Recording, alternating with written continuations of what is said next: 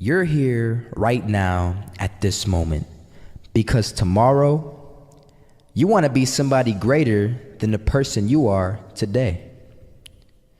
You see yourself succeeding, you have a vision, you have a dream. Congratulations.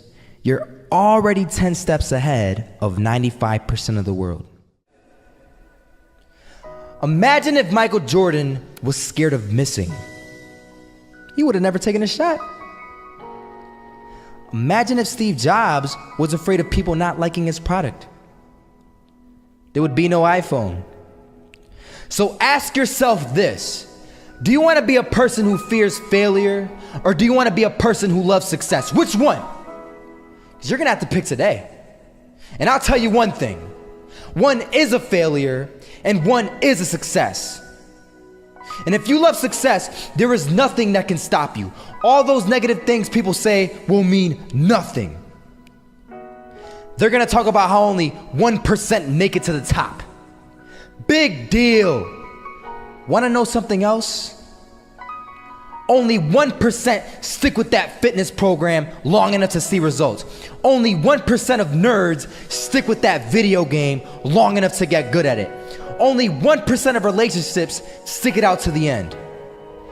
That doesn't mean you have a 1% chance. It just means you can't behave like the 99%. You'll have to do something better than giving up a month from now.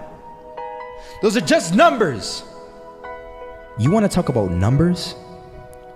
Take a look around you and take a good look around you. Are you like 99% of the people around you? If you are, then you're in the wrong video, my friend. You have to love success just as much, because that's what's gonna allow you to get up and go for it. Being scared to fail won't do anything. In fact, when you love success and you start going for it, guess what happens? You're gonna fail. You're gonna fail 10 times, 100 times, maybe even 1,000 times. But that's okay. Failure isn't permanent. Falling isn't permanent. You get right back up and keep going. And this time, you're gonna be stronger, wiser, and you'll be more driven than ever. And for every 10 failures, you'll land one success. You have to love success so much that you're willing to fail 10 times before you can succeed once. That's how a winner does it.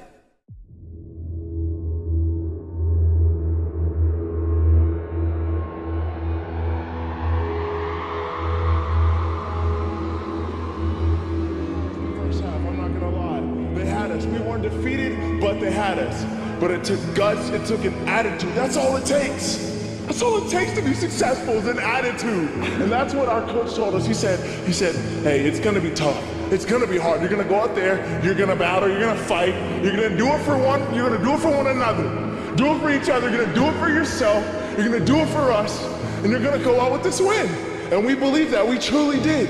And it's an awesome feeling. It's an awesome feeling when you truly believe that you're going to be successful. Regardless of the situation, regardless of the scoreboard, you're going to be successful because you put in all the time, all the effort.